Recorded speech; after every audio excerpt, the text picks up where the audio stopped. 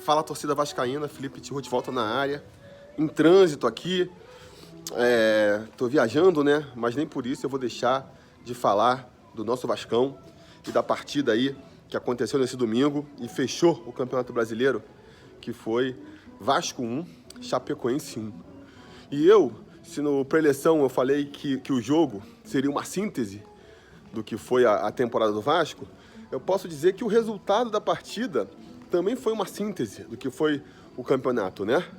Um Vasco ali que decepciona, a gente ainda fica torcendo, acreditando que pode acontecer alguma coisa, chega a se enganar em alguns momentos, né?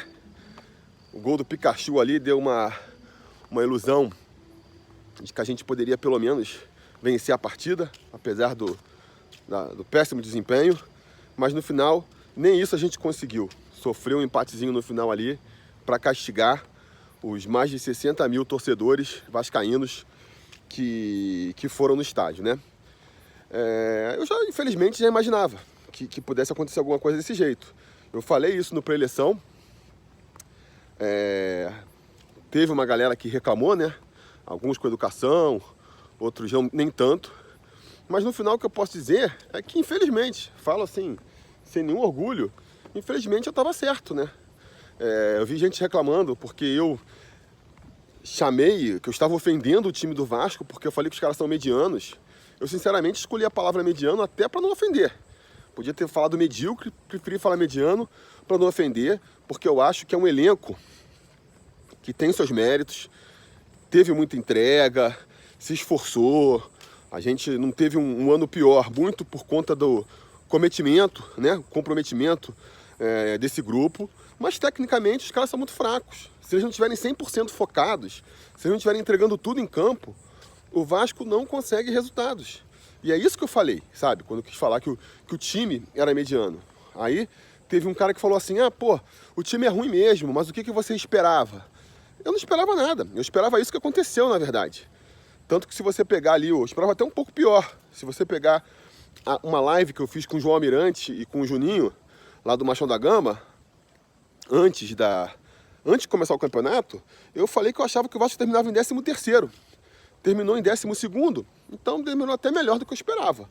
Agora, não é porque aconteceu o que eu imaginava que fosse acontecer que eu vou ficar satisfeito, né? Eu repito o que eu falei na preleção. É um time que em nenhum momento empolgou o torcedor, em que em nenhum momento deu assim um algo a mais para o torcedor, né? E na partida de hoje, mais uma vez, decepcionou o torcedor. Eu não esperava um grande jogo do Vasco, mas eu esperava que a gente fosse pelo menos conseguir a vitória, porque encaramos uma equipe fraca tecnicamente, que é a equipe da Chapecoense, e sem motivação nenhuma no campeonato. Então, com um pouquinho de esforço, a gente poderia ter conseguido pelo menos uma vitória, né? Dá para ter conseguido uma vitória fácil, mas pelo menos uma vitória a gente poderia ter conseguido. As minhas palavras para a diretoria também mantenho. Que eu, de novo, tentei não pegar pesado, porque, sei lá, era para ser um vídeo mais de exaltação, né? O pré-eleição desse jogo. Então nem tentei pegar pesado com a diretoria. Falei que foi uma diretoria que fez alguns acertos, mas mete os pés pelas mãos. Muitas vezes meteu os pés pelas mãos. Também já criticaram, sabe? Surgiu agora, de repente, o Campelo ele ficou à prova de críticas. Tem uma galera do Vasco aí que está blindando o Campelo. A gente não pode mais falar mal nenhum dele, porque tá prejudicando o Vasco. Eu não sei de onde que tiraram isso de uma hora para outra. Tem dois tipos de vascaínos que eu vejo, né? Uns que realmente acham que o Campelo virou o presidente perfeito, porque a torcida se mobilizou para botar 170 mil sócios torcedores. De repente, o Campelo virou um presidente perfeito. E outros, que eu acho que tem um pensamento até pior, que é o seguinte: acham que sabem que o Campelo está fazendo besteira, mas acham que criticar o Campelo prejudica o Vasco. Eu jamais vou concordar com esse tipo de opinião. Para mim, se você vê um erro, você tem que expor. Você deixar de falar sobre algo errado não vai fazer esse erro desaparecer. Muito pelo contrário, tende a fazer esse erro aumentar. E de novo falando sobre a questão do resultado, da partida ter sido a síntese desse ano, mais uma vez o Campelo meteu os pés pelas mãos. A diretoria do Vasco meteu os pés pelas mãos. falou que ia anunciar uma boa notícia no intervalo do jogo. Criou uma expectativa gigantesca aí, que a gente pensando que ia ser anunciar Alex Teixeira, que ia anunciar, sei lá, o Cano. A galera viaja, você solta ali uma sementinha da expectativa, amigo, vai crescer um monstro, entendeu? A expectativa é a mãe da decepção. E aí você solta essa para depois anunciar que o BMG vai dar 300 mil para completar a segunda meta, que era uma notícia que já tinha vazado e que, pô, brincadeira, né? 300 mil. Pô, anuncia que rompeu o contrato aí do Bruno César, que ele vai ser negociado, que a economia vai ser de bem mais de 300 mil. Um mês sem Bruno César já paga aí o que restava do CT. Então, assim, já sei que vai ter gente falando aí, pô, mas isso aí não é nada demais, isso aí é um erro pequeno. Com certeza, se esse fosse o grande erro do Campelo, a gente estava bem. Mas eu acho que é um erro que sintetiza. Quando eu falo eu estou usando os exemplos para usar como síntese, como exemplo, não para justificar que são os grandes erros do Campelo. E isso para mim é uma bela síntese, porque mostra que o Campelo parece não saber muito bem com o que está lidando, sabe?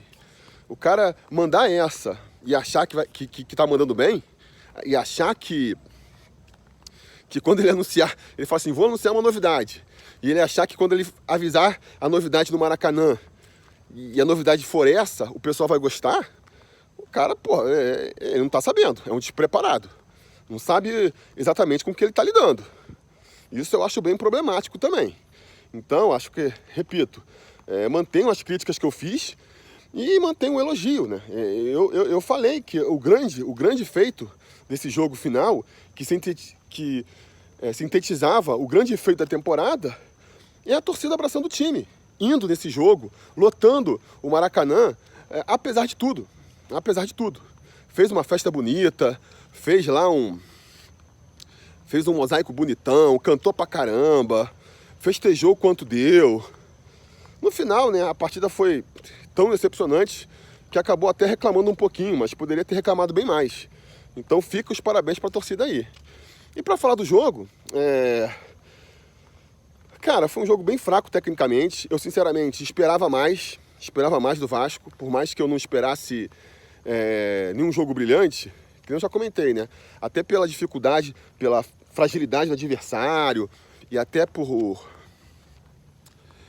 pela torcida tá empurrando o time, eu esperava um pouco mais de entrega do Vasco e eu esperava uma vitória. Não esperava um jogo bonito, mas eu esperava uma vitória. Mas foi um jogo assim, acho que muitas vezes a Chapecoense demonstrou até levar mais a sério a partida do que o Vasco mesmo, né? Porque, principalmente no primeiro tempo, estava entrando forte, ficou machucando lá, a gente ficou com medo de machucar ali um Guarim, logo no começo se machucou, depois o Iago Pikachu se machucou, então assim, o Rossi, você ficava até, cara, vai sair alguém machucado aí, os caras estão jogando pra valer mesmo. Enquanto o Vasco bateu ali 0-1 ou 1 para ver quem ia bater a falta, sabe? Bateu ali o pedra, papel, tesoura para ver quem que ia bater a falta. Para mim isso mostra ali o nível de comprometimento, né?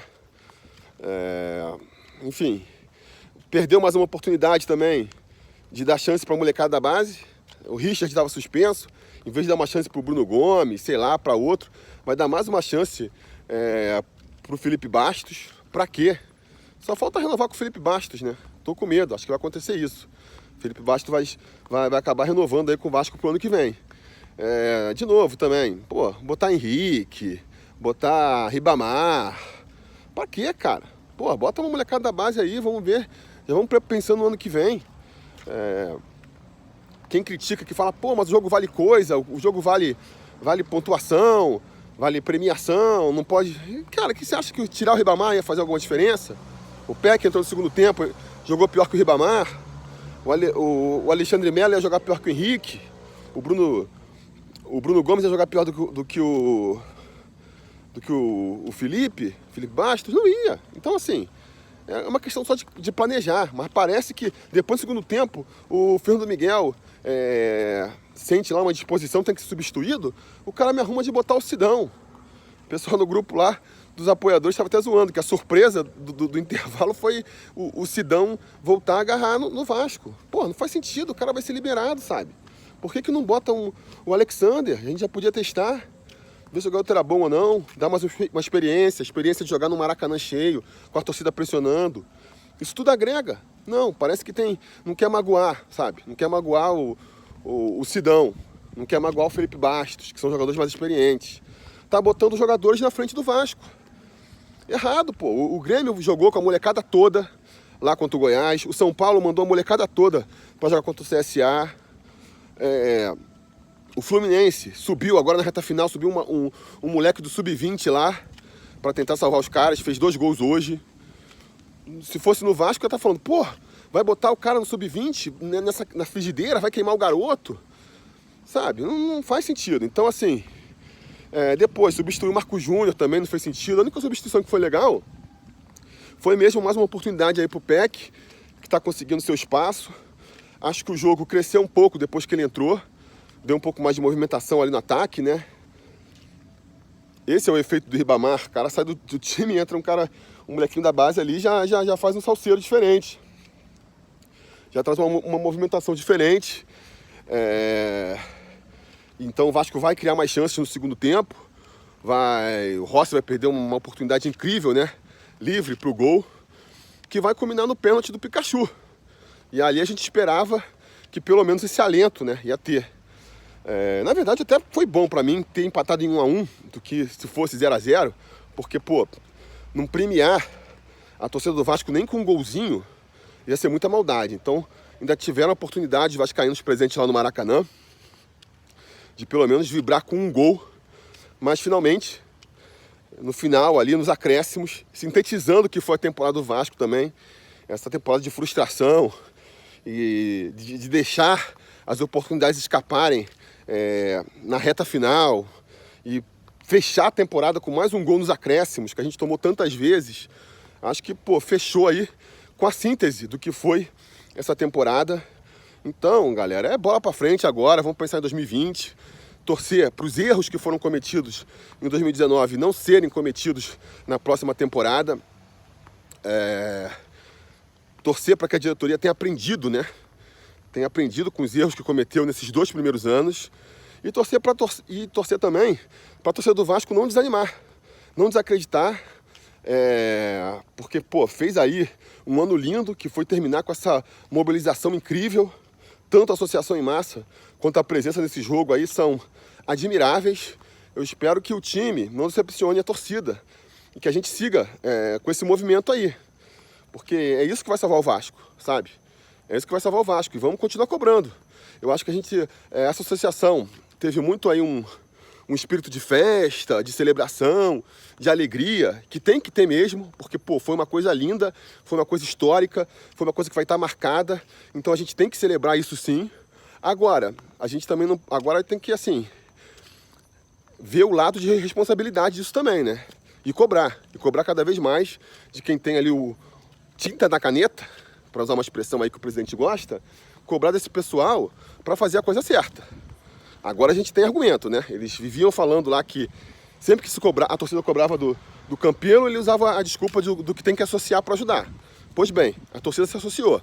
Agora está com ele. Vamos ver aí, nos próximos dias, a gente já deve ter aí um vislumbre do que vai ser a próxima temporada, né? Pelas movimentações de mercado, quem eles vão renovar, quem eles vão trazer. Acredito que as primeiras contratações já devam estar pintando aí na próxima semana. Isso aí já vai meio que desenhar para onde o Vasco vai em 2020 e a gente vai estar aqui para analisar tudo isso. Então, peço aí para quem tenha caído nesse vídeo agora, curtir o vídeo, assinar o canal. Se você já assiste há mais tempo também, ligar o sininho de notificações para ser avisado sempre que tiver vídeo novo aqui. E a gente vai se falando.